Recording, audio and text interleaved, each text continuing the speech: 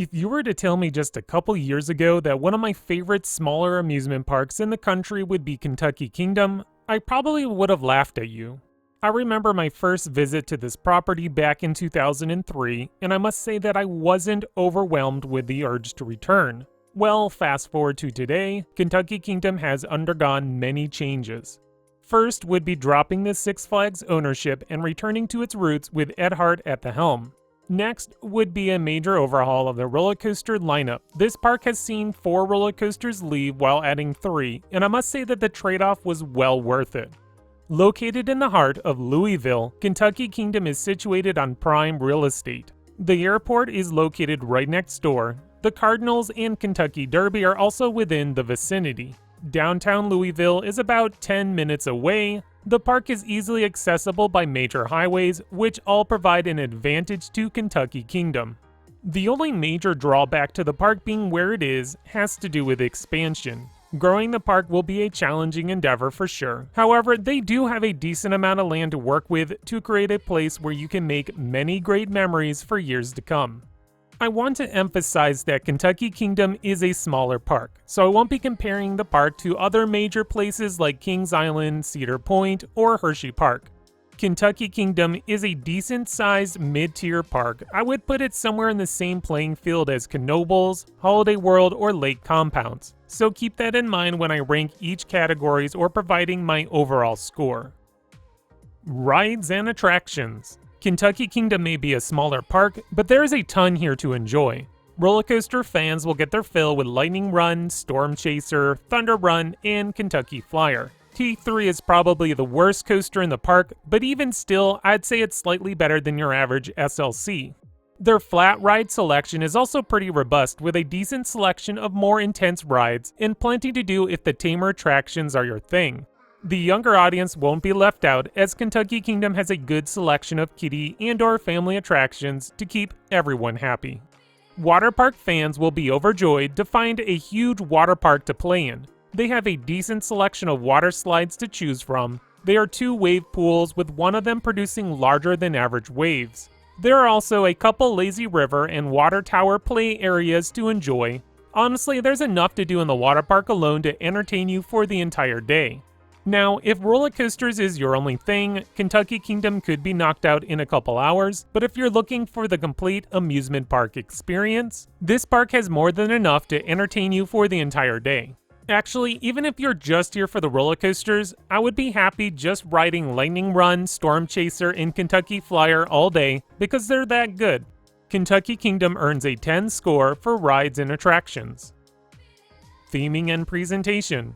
This has to be the weakest aspect about the park. As I mentioned earlier, the park was abandoned by Six Flags after the 2009 operating season. It sat dormant for a few years until Ed Hart reopened the place in 2014.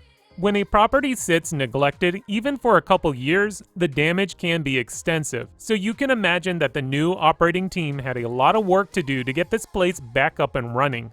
For all the work that they have done, there is still plenty left to do. The back of the park is where some of the landscaping could be improved. The roadside appeal of this place isn't the greatest. With that said, I do believe the park is addressing this issue, as their next attraction is rumored to go in this section of the park. Each year since the park has reopened in 2014, the progress has only improved, so I'm confident that the next time I visit Kentucky Kingdom, the park will look even better. Theming and presentation gets a score of 6. Park value. When you look at everything that is included in your daily ticket, Kentucky Kingdom is a real bargain. I was able to obtain $30 tickets as I am an out-of-state guest. This included full access to the park and free fountain drinks. Right now, it doesn't look like the 2021 daily ticket prices have been updated to the website, but I would assume that they would be on par with last year. Their season pass will only put you back $50, and that includes free parking and fountain drinks for $1. So if you are planning on visiting the park for more than one day, this would be your best bet. When you look at all that Kentucky Kingdom has to offer, their price range is more than reasonable. Kentucky Kingdom has to be competitive with nearby Holiday World, and I'd say that their prices are up to the task. Kentucky Kingdom earns a solid 10 rating for park value. So, would I recommend a trip to Kentucky Kingdom? I think my answer is an enthusiastic yes. This is a great park for roller coaster enthusiasts, water park enthusiasts, families, teenagers, basically anyone who visits this park should be able to find something to do. As you might have noticed, I dropped a few categories from my list. My last review, I didn't include any categories, but I felt it was a little too scattered. Unless there is something truly notable to mention about like park food or staff, I didn't feel the need to touch on those topics.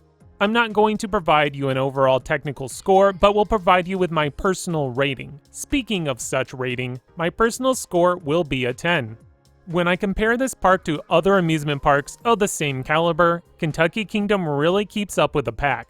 Their coaster collection is top-notch, mostly heightened by Lightning Run and Storm Chaser, but great nonetheless. The water park is excellent, a feature that keeps them in competition with Holiday World. The prices are on point, and I would consider it a real bargain. If this was my home park, a season pass of $50 would be phenomenal. In the end, there really isn't much here not to love. Yeah, I mentioned some issues with the presentation, but I think this is something that the park will address over time. It's a fun park, and if you live nearby, I would highly recommend getting a season pass. As for me, Kentucky Kingdom isn't close, it's about 8 hours away, but I would have no problem including it into any future trips if I happen to be in the area. Once their new rumored roller coaster opens, expect me to make my way back regardless. Well, thank you for watching today's review. What do you think of Kentucky Kingdom? Let me know in the comments below. If you enjoyed this video, please click on that like button and subscribe. That way you'll continue to get more great content coming your way by Extreme Thrills. Located in the heart of Louisville, so you can imagine that the new operating team had a lot to work. I was able to obtain $30 tickets